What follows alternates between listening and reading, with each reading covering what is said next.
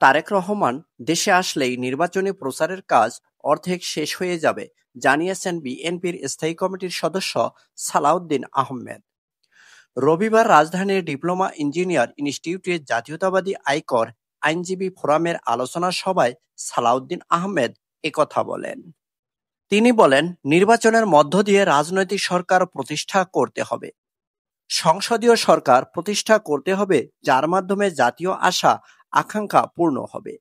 বিএনপির স্থায়ী কমিটির সদস্য সালাউদ্দিন আহমেদ বলেন, 2026-এর ফেব্রুয়ারির রমজানের এক সপ্তাহ আগে অথবা তারও আগে নির্বাচন হতে পারে।